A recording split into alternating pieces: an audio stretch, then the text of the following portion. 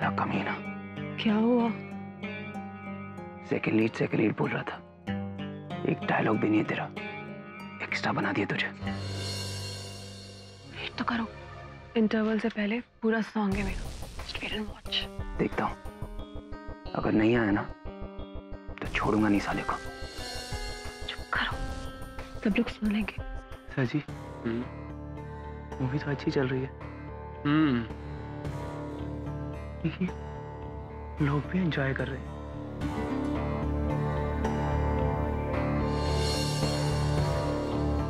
लेकिन प्रोड्यूसर साहब खुश नहीं है ना, वो तो बैठे हुए वहां अकेले मुंह लटका के। नहीं सर जी, रिलीज का टेंशन होगा, और आप टेंशन मत लीजिए, एकदम रिलैक्स हो जाइए, क्योंकि अपनी पिक्चर तो हिट है।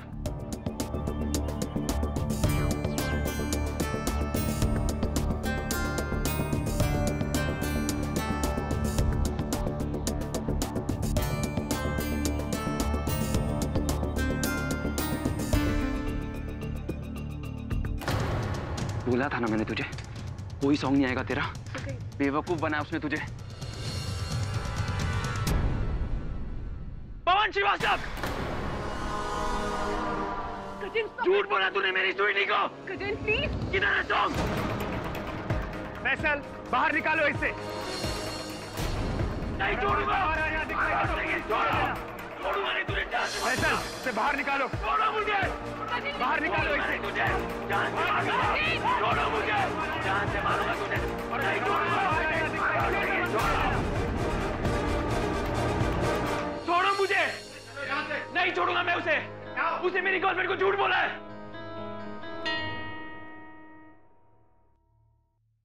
पागल हो गए तुम? दिमाग खराब हो गया तुम्हारा? क्या किया तुमने? तो और क्या करता मैं? वो तुम्हें बेवकूफ बना रहा था। बेवकूफ तो तुम हो ही, और तुम्हारी इस बेवकूफी ने मेरे लिए आगे के सभी रास्तों को बंद कर दिया है। You know what? इस तमाशे को देखने के बाद श्रीवास्तव तो क्या, अब कोई और प्रोड्यूसर भी मुझे काम तक नहीं देगा। Shut up, Gajen. और तुम अभी इस वक्त जाओ यहाँ से। और हाँ, तुम तो उससे माफी मांगने से रहे, लेकिन कोई बात नहीं, मैं तुम्हारे बिहाफ पर उससे माफी जरूर मांग लूंगी।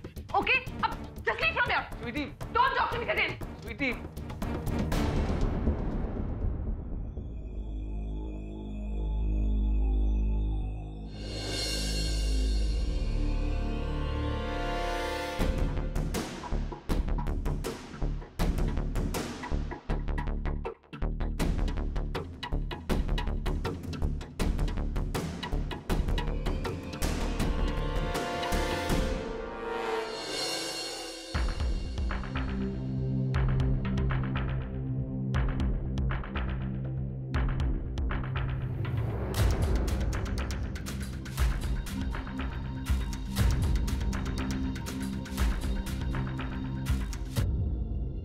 सर जी, ये प्रोड्यूसर साहब अकेले क्यों बैठे हैं?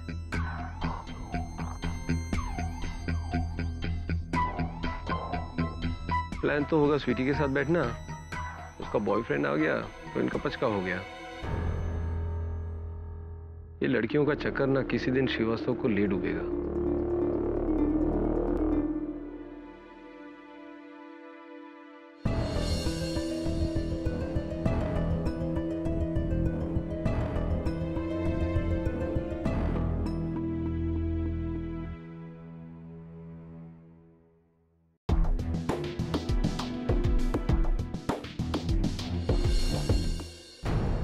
पर सर जी, वो कौन है?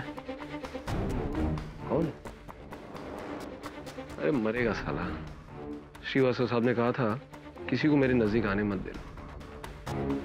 पर सर वो घर कह रहा है। कौन है?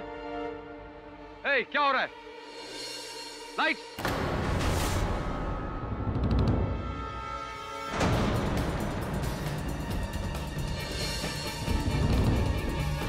सर ये वही है जो झगड़ा कर रहा था, वही है सर ये। फैजल, पकड़ो पकड़ो उसे। पवन जी, पवन जी, अरे अरे इसने पवन जी का खून कर दिया इसने।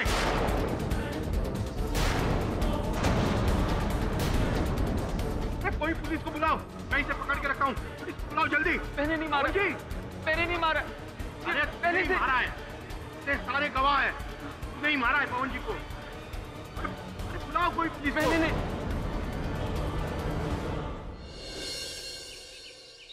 वरुण मेरे दोस्त, एक बहुत ही खूबसूरत केस आ रहा है हमारे पास। खूबसूरत केस? हाँ, खूबसूरत केस। तकरीबन 5 फीट 6-7 इंच हाइट, सर पे shades, short dress, high heels. खूबसूरत केस। सर, आप किसकी बात कर रहे हैं? उसकी किसकी? वो जो दरवाजे के पीछे है। सर, दरवाजे के पीछे कोई नहीं। कम इन।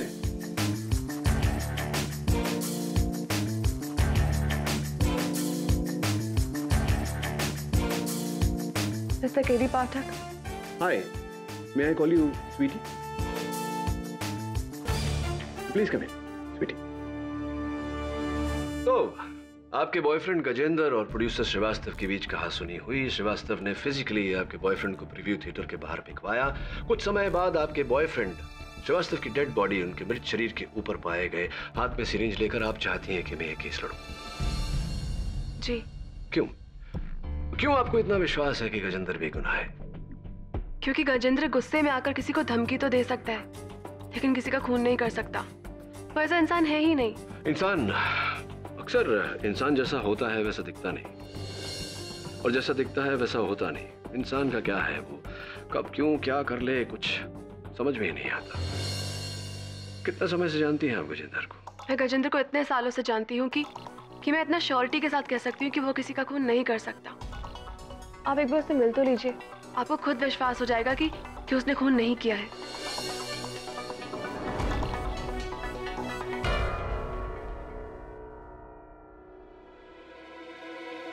ओके। सर, इसके बारे में आपको कैसे पता चला? अखबार में केस की रिपोर्ट छपी है, और ये केस इतना विचित्र है कि कोई वकील इसे लेना नहीं चाहता। कौन बचा? केडी पाठक। केडी साहब, मैं सिर्फ इतना कह सकता हूँ कि मैं स्वीटी से बहुत प्यार करता हूँ, और ऐसा कोई काम नहीं करूँगा जो मुझे उससे दूर ले जाए। और आप ही सोचिए, अगर मैं उन्हें मारना चाहता तो सबके सामने झगड़ा कर कर अपने लिए मुसीबत क्यों मोल लेता? गए क्यों थे श्रीवास्तव के घर? क्या करने गए थे? मुझे बाद में अपनी गलती का एहसास हुआ, और स्वीटी के खातिर मैं उनसे माफी मांगने गया। वहां जाकर जब मैंने देखा,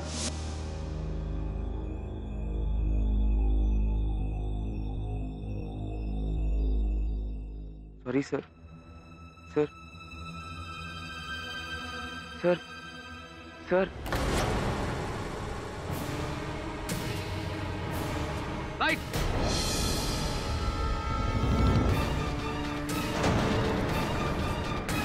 उनके गले में सिरिंज अटकी हुई थी, वो मर चुके थे। मैं सिरिंज निकाल ही रहा था, उतने में लोगों ने मुझे पकड़ लिया। सर प्लीज मेरा यकीन कीजिए, मैंने उन्हें धमकी जरूर दी, लेकिन मैं किसी का खून नहीं कर सकती।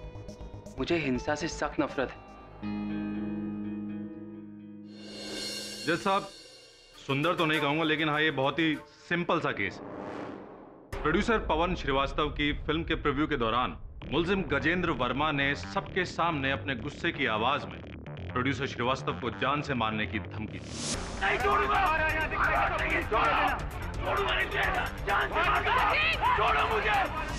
इसके बाद मुलजिम गजेंद्र वर्मा को बेइज्जत करके जब थिएटर से बाहर निकाला गया, तो उसने जहर का इंजेक्शन मार के प्रोड्यूसर श्रीवास्तव की हत्या कर दी।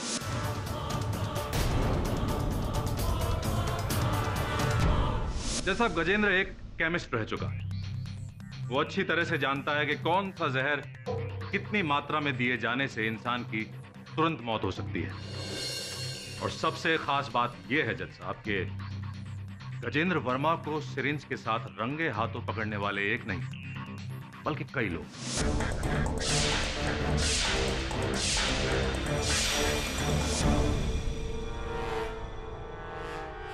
भारद्वाज,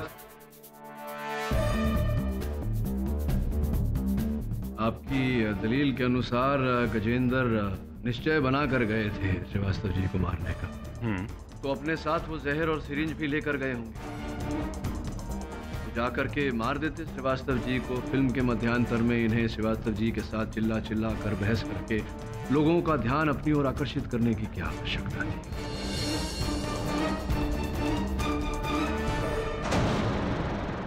केडी साहब, ये तो आप और आपका क्लाइंट गजेंद्र ही बेटर जानता होगा। बहरहाल ये भी हो सकता है कि जब गजेंद्र को बेइज्जत करके बाहर निकाला गया तो वो जहर और सिरिंज लेकर आया होगा और प्रोड्यूसर श्रीवास्तव को मार दिया होगा।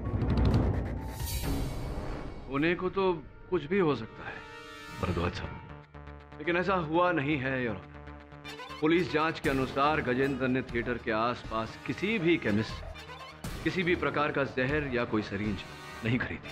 मुद्दा ये नहीं है केडी साहब कि गजेंद्र जहर और सिरिंज घर से लेकर आया या केमिस्ट। मुद्दा ये है कि गजेंद्र को श्रीवास्तव का खून करते हुए कई लोगों ने देखा है। भरद्वाज साहब, अक्सर जो होता है वो दिखता नहीं और जो दिखता है वो होता नहीं। इस केस में भी ऐसा ही है यार। मेरे मुवक्किल का ये कहना है कि वो श्रीवास्तव जी की गर्दन में सिरिंज डाल नहीं रहे थे, उसे निकाल रहे थे।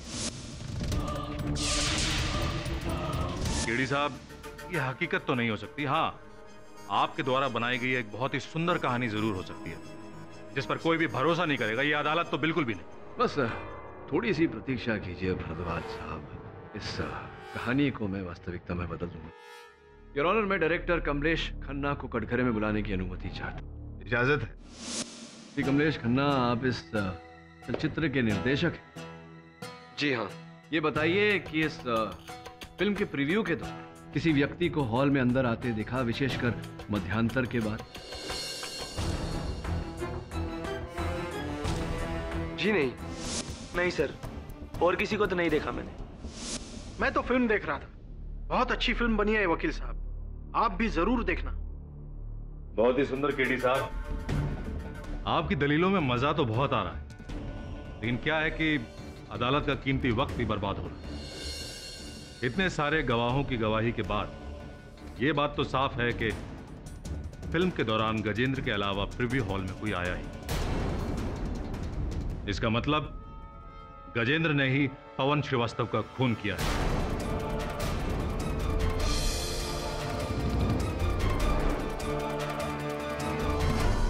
इतनी जल्द नतीजे पर पहुंचने से पहले भरद्वाज साहब जरा सोच लीजिए कि ये किसी मासूम की जिंदगी का सवाल है।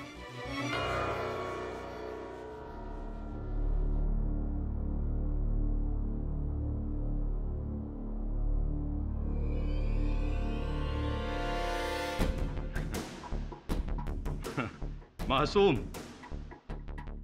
बहुत सुंदर केडी साहब। आपके इस मासूम मुवक्किल की मासूमियत का एक बहुत ही उम्दा सबूत अभी अभी मेरे हाथ में। जज साहब, पुलिस रिकॉर्ड से पता चला है कि गजेंद्र वर्मा 14 साल की उम्र में अपने स्कूल के 2 लड़कों के साथ मारपीट और उनके सर फोड़ने के जुर्म में 4 महीने रिफॉर्म हाउस यानी कि बाल सुधार गृह में काट चुके हैं।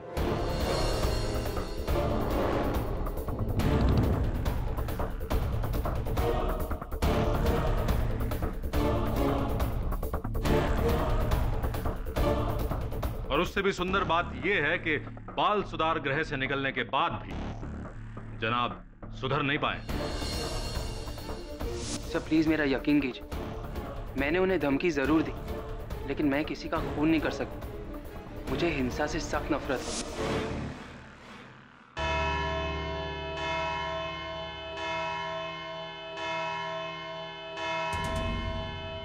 यह अदालत कल तक के लिए मुलतवी की जाती है। The court is adjourned till tomorrow.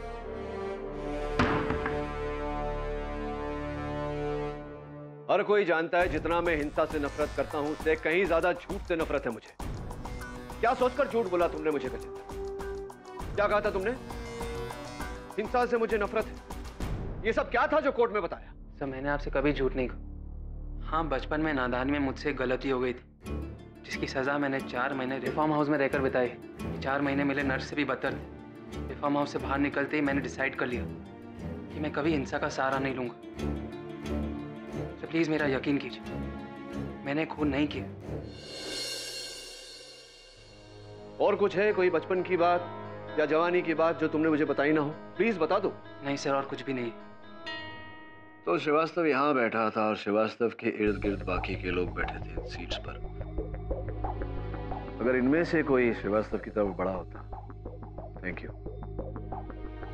तो इन लोगों में से उसे अवश्य किसी ने देखा होता। बाहर इन दरवाजों से कोई अंदर आया होता, तब भी यहाँ बैठे लोगों में से किसी ने उसे देखा होता, जैसे कि गजेंद्र को देखा। अगर इंटरवल के बाद ऑडिटोरियम में बाहर से कोई आया नहीं, किसी ने किसी को आते हुए देखा नहीं, तो फिर श्रीवास्तव की हत्या की किसने? सर, हो सकता है इनमें से कोई एक झूठ बोल रहा हो।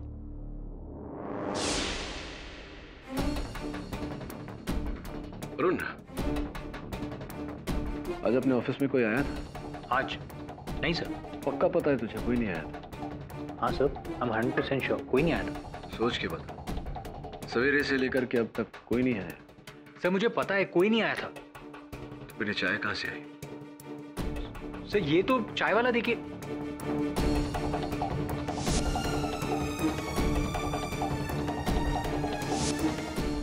एग्जैक्टली।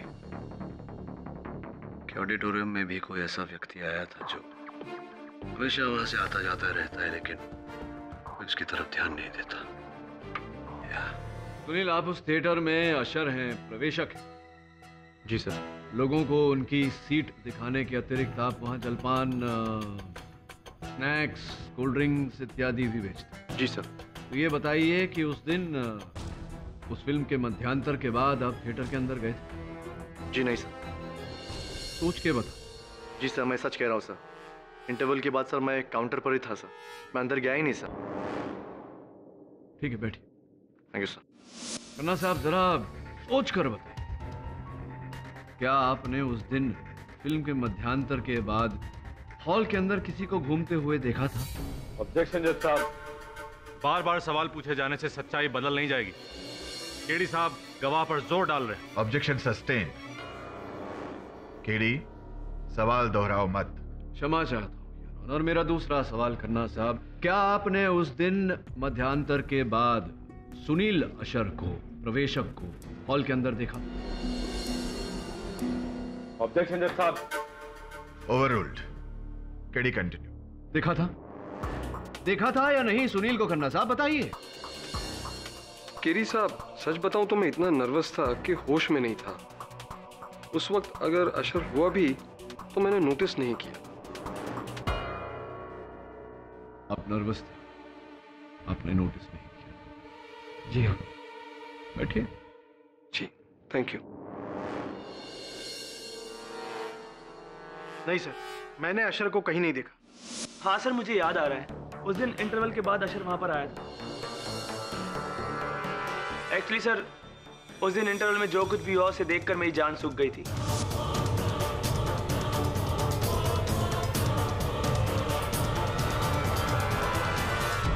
और झगड़ा खत्म होते होते इंटरवल खत्म हो गया और मूवी भी शुरू हो गई थी सर। और मुझे प्यास लगी थी, लेकिन मैं बाहर जा नहीं पाया, इसलिए मैंने चारों तरफ नजर घुमाई और वहां मैंने अशर को पाया। हेलो, अजीब आदमी, लेकिन उसने मेरी तरफ ध्यान नहीं दिया और चला गया।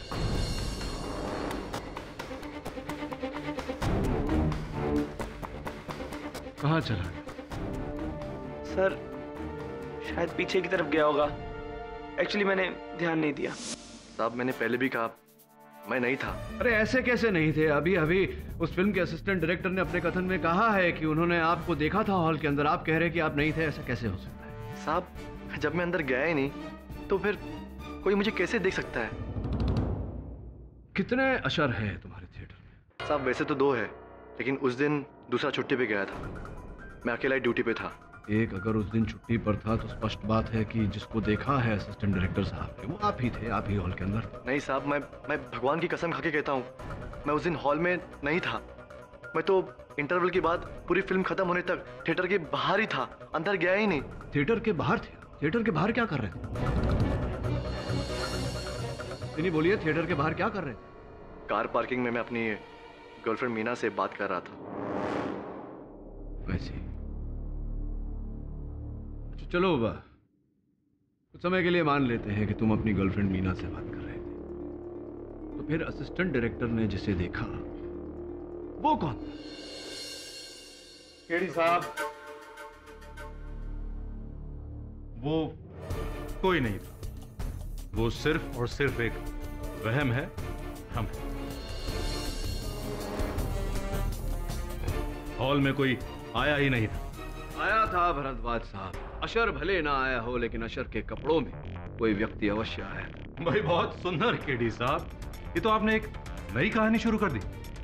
शुरू नहीं की, इसी कहानी को खत्म करने का समय आ गया है भरद्वाज साहब। और इस कहानी का आखिरी पार्ट उस थिएटर का वॉचमैन, योर ऑनर। आपका नाम? दुर्योधन प्रसाद साहब। दुर्योधन प्रसाद साहब। Order order. साहब नहीं साहब, साहब तो आप हैं, मैं सिर्फ दुर्योधन प्रसाद ही हूँ। अच्छा, तो दुर्योधन जी ये बताइए कि उस थिएटर के वॉचमैन द्वारपाल आप हैं?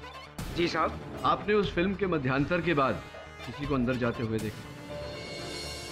नहीं साहब, इंटरवल के बाद तो कोई आता ही नहीं साहब। पर हाँ, याद आया, एक आदमी को अंदर जाते हुए देखा था मैंने। तुम्हें कैसे मालूम है कि वो बाहर का आदमी था? क्योंकि वो आदमी थिएटर से बाहर आया ही नहीं, क्योंकि आया था तो इंटरवल के बाद ही आया था। और ये बात आप इतने विश्वास के साथ कैसे कह सकते हैं? साहब, वो आदमी इंटरवल खत्म होने के बाद अपनी गाड़ी में आया और गाड़ी हॉल के बाहर उसने पार्क कर दी। जब मैंने उससे कहा गाड़ी अंदर पार्क कर दो, तो वो मुझे अंग्रेजी में सेटअप करके चला गया। और ये जो आदमी इंटरवल के बाद अंदर घुसा था, ये बाहर कभी आया? इसे बाहर आते देखा? नहीं साहब, मैं उस समय चाय पीने को चला गया था। इस व्यक्ति का हुलिया कैसा? कैसा क्या मतलब? दिखता कैसा था वो? साहब, जैसे सब लोग दिखते हैं, हम आप वैसे ही था। मेरा मतलब है व्यक्ति का कद, उसकी ऊंचाई कितनी थी? अरे जैसे सबकी होती है वैसे ही थी, हमारी और आप जैसी। अच्छा, ये बताओ कि जिस व्यक्ति को तुमने इंटरवल के बाद अंदर जाते हुए देखा था, किस रंग के कपड़े पहने थे उसने? कमीज किस रंग की पहनी थी? रंग तो अरे हर आदमी वही रंग पहनता है, जैसे आप पहने और मैं पहनता हूँ, वैसे ही रंग था। मेरे या आप? मतलब दोनों की तरह, आप जैसा और मेरी जैसा। ये बताइए कि जिस रंग की कमीज उस व्यक्ति ने पहनी थी, क्या यहाँ अदालत में किसी ने उस रंग की कमीज पहनी है? क्या वकील साहब, सबने एक जैसे कपड़े पहने, जैसे आपने और मैंने। Oh God, you're color blind. Honour, दुर्भाग्यवश ये कलर ब्लाइंड है, इन्हें रंगों की पहचान नहीं, किंतु मुझे पूरा विश्वास है कि जिस व्यक्ति को इन्होंने मध्यांतर के बाद थिएटर में जाते हुए देखा था, वही हत्यारा है। जज साहब, केडी साहब इस अदालत का वक्त बर्बाद कर रहे हैं। अरे जिस आदमी को रंगों की पहचान ना हो, जो आदमी किसी का होलिया ठीक से बयान तक ना कर सके, उस आदमी की बात का यकीन कैसे किया जा सकता है? भरद्वाज साहब, ये कलर ब्लाइंड है, पागल नहीं। आपका कहना बहुत सुंदर है केडी साहब, लेकिन ये भाई साहब कलर ब्लाइंड है, ये राज तो अभी खुला है। इनके बारे में और ना जाने कितने राज खुलने बाकी हैं।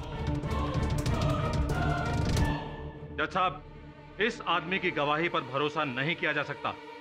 Excuse me KD sir. Your honour, अनुमति चाहता हूं। इजाजत है।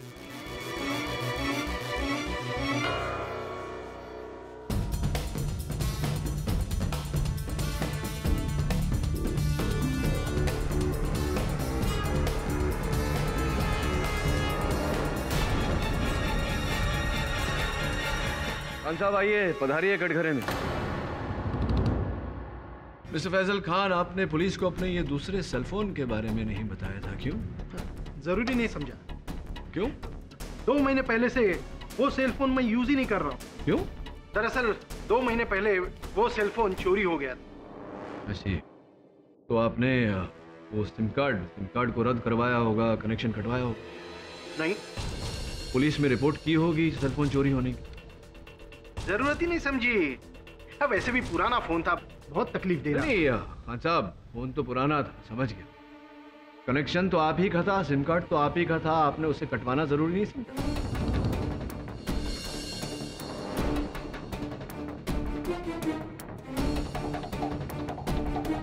आप जानते हैं आपके उसी सिम कार्ड से पिछले 2 महीने में कितने फोन किए गए? ये होंगे, मुझे क्या, मेरे सिम कार्ड में तो बैलेंस ही नहीं था, मुझे कौन सा नुकसान। अब इसमें आपका क्या नुकसान हुआ है ये तो समय ही बताएगा खान साहब। वैसे कहाँ चोरी हो गया था आपका ऐसा? शूटिंग के वक्त खो गया। हो गया? समय पहले आपने बोला चोरी हो। किसी ने निकाल लिया होगा या कहीं कहीं पॉकेट से गिर गया होगा, मुझे क्या पता। सर जी, आपको शूटिंग के टेंशन के बारे में कुछ पता नहीं। जान हलक में अटकी रहती है। जज साहब, केडी साहब इस आदमी के दूसरे सेलफोन के बारे में पूछ के पता नहीं क्या प्रूव करना चाहते हैं। केडी, आपको इस आदमी पे शक है? योर ऑनर, मुझे तो शक भरद्वाज साहब पर भी है। मतलब क्या आपका? मतलब ये भरद्वाज साहब की मुझे शक है कि आप मुझे भटकाने की कोशिश कर रहे हैं। लेकिन योर ऑनर, मैं ये साबित कर दूंगा कि खान साहब के खोए हुए सेलफोन या चोरी किए गए सेलफोन और इस हत्या के केस के बीच गहरा ताल्लुक है। Your honour, the defence request for a 2 hour interview. यह अदालत 2 घंटे के लिए स्थगित की जाती है।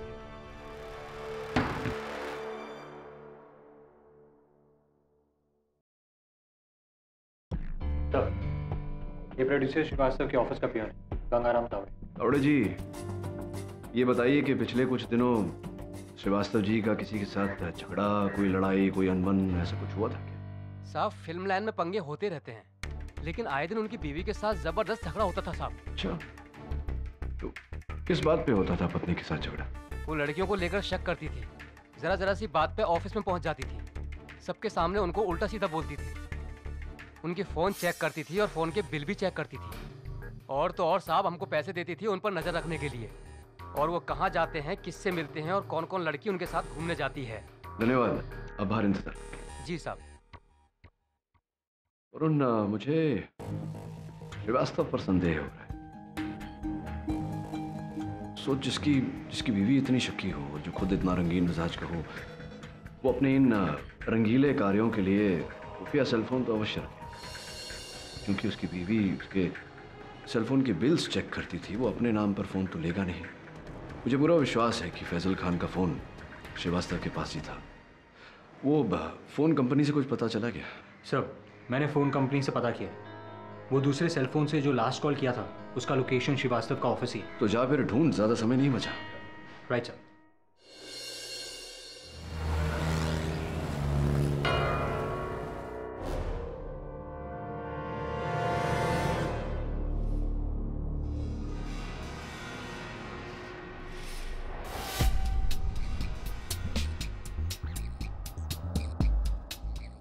साहब, जल्दी कीजिए। तुम फिक्र मत करो, तुम्हें कुछ नहीं होगा, मुझे मेरा काम करने दो।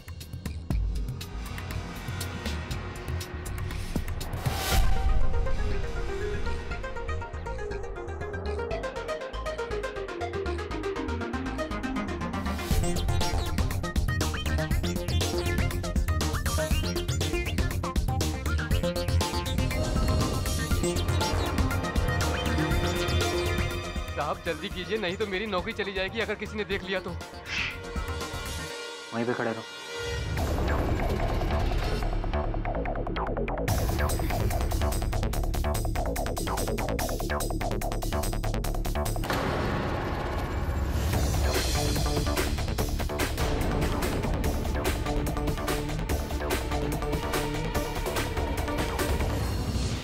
कौन साहब, इस सेलफोन को पहचानते हैं? पहचानते होंगे, आप ही का है। जी।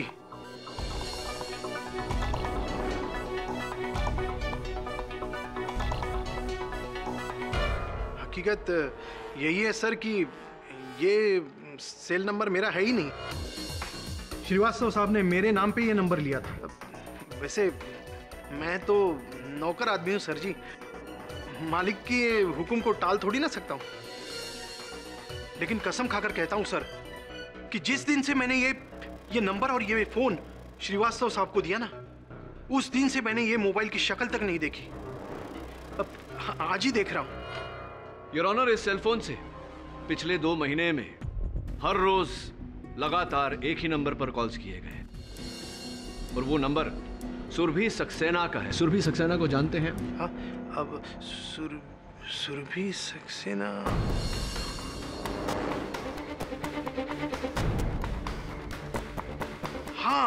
हाँ, वो उन्होंने कुछ साल पहले श्रीवास्तव साहब की एक फिल्म में सेकंड हीरोइन का काम किया था। राइट।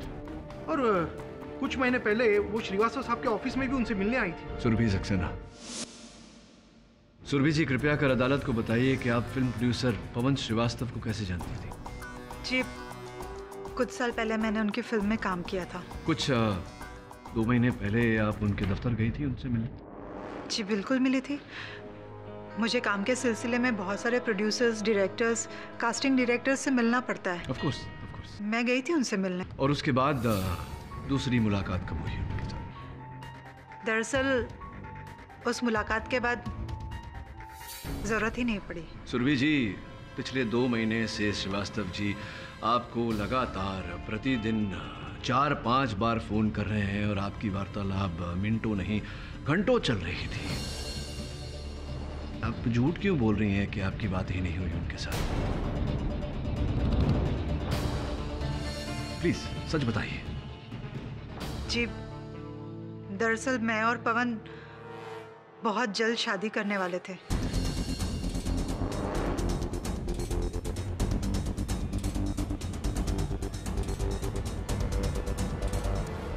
ये 2 महीने पहले ही आप उनसे मिली और इतने कम समय में प्यार हुआ, शादी तक बात पहुंची। ये क्या किस्सा है, जरा विस्तार में समझाइए। एक्चुअली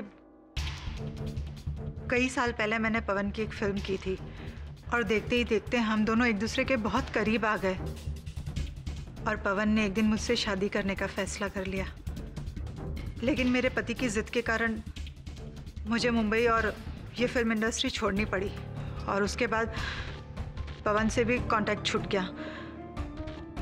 लेकिन कुछ महीने पहले मेरे पति की डेथ के बाद मैं वापस मुंबई आ गई और फिर से फिल्मों में काम करने की सोची और इसी सिलसिले में एक बार फिर मेरी मुलाकात पवन से हुई।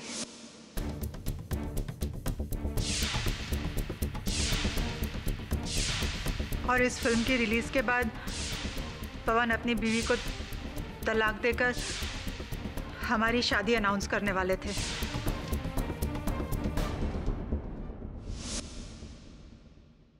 सुरभि जी, आपके पतिदेव के निधन पर हम शोक जताते हैं। और कौन कौन है आपके परिवार में? जी, मेरा बेटा भूषण। भूषण को आपके इस विवाह से कोई आपत्ति या कोई एतराज तो नहीं? नहीं, बिल्कुल नहीं। इनफैक्ट भूषण और पवन एक दूसरे को बहुत पसंद करते थे। तो इस समय क्या व्यस्तता है आपके सुपुत्र की, क्या करते हैं? जी, वो एक NGO रन करता है। अभी ब्लड डोनेशन कैंप में बिजी है। He is a social worker.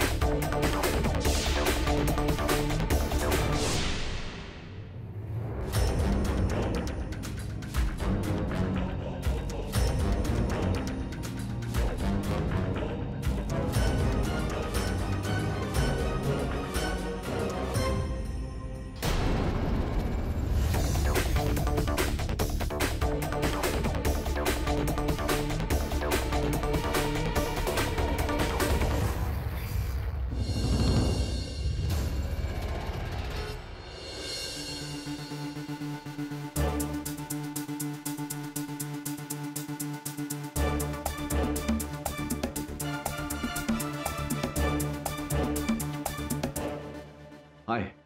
हाय। बड़ी सफाई से आप इंजेक्शन का इस्तेमाल करते हैं। रोज का काम। अच्छा। मिस्टर भूषण श्रीवास्तव? जी नहीं, मैं भूषण सक्सेना हूँ। श्रीवास्तव नहीं है? जी नहीं, मैं सक्सेना हूँ। गुस्सा क्यों हो रहे हैं? श्रीवास्तव नाम से कोई नफरत है क्या आपको? क्या बकवास कर रहे हैं आप? नहीं, बकवास नहीं कर रहा हूँ, नफरत तो होगी ना, इसलिए तो आपने मिस्टर पवन श्रीवास्तव को।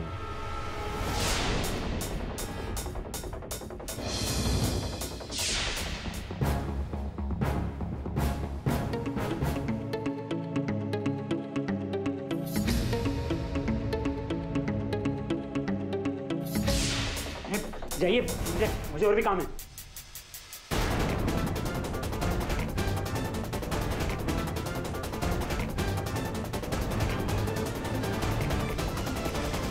योर ऑनर, अपनी फिल्म की स्क्रीनिंग की रात, हत्या की रात, श्रीवास्तव जी को किसी का इंतजार था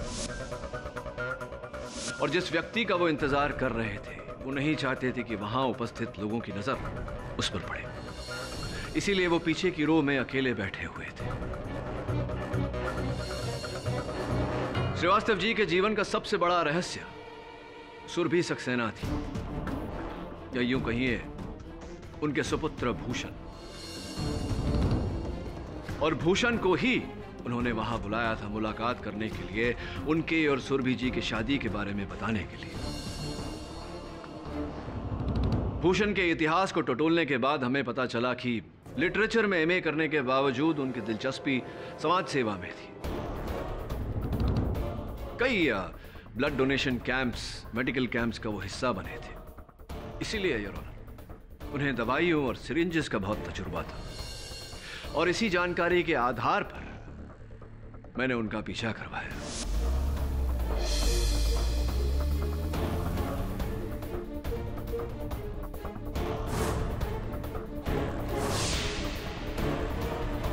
मेरे सहायक वरुण भूषण की गाड़ी की डिक्की में से उस थिएटर के प्रवेशक का ये यूनिफॉर्म मिला, जिस यूनिफॉर्म को पहनकर भूषण ने श्रीवास्तव जी की हत्या की थी।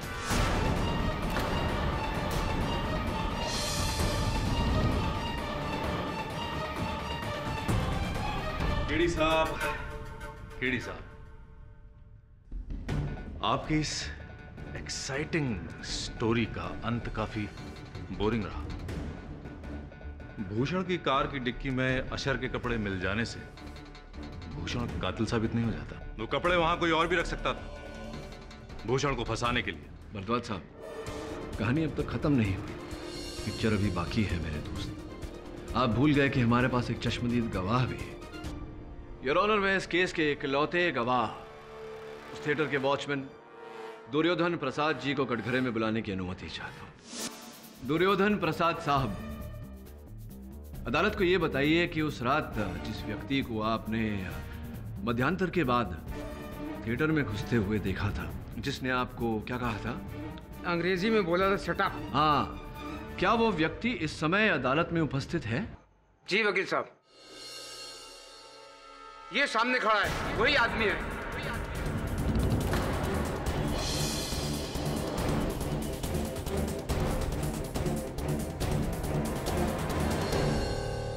योर ऑनर, जब से मेरी माँ ने उस पवन श्रीवास्तव से शादी करने का फैसला लिया था, तभी से मेरे दिल में नफरत का बीज पनपने लगा।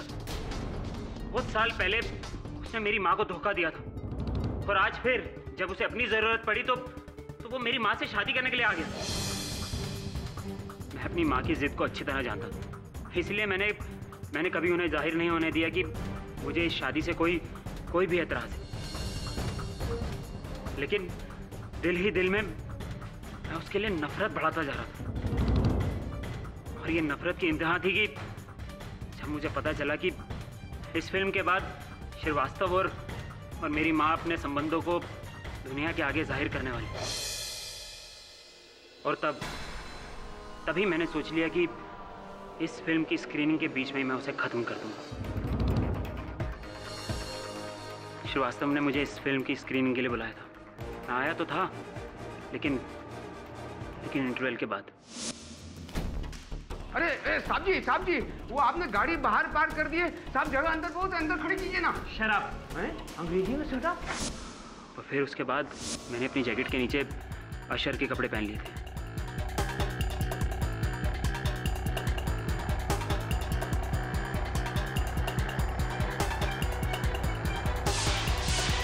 अंधेरे में मैं श्रीवास्तव के पास पहुंचा। इससे पहले कि श्रीवास्तव कुछ समझ पाता, मैंने उसके गले में इंजेक्शन उतार दिया जैसा।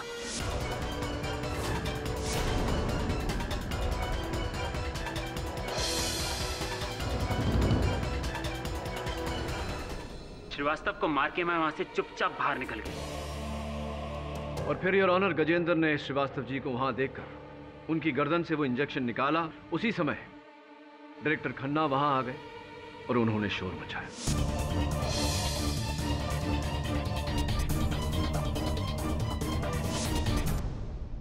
The defence rest your honour. तमाम गवाहों और सबूतों को मद्देनजर रखते हुए यह अदालत गजेंद्र वर्मा को निर्दोष पाते हुए उसे बाइज्जत बरी करने का हुक्म सुनाती है और भूषण सक्सेना को दोषी पाते हुए उसे गिरफ्तार करके उस पर केस चलाने का आदेश देती है। The case is closed.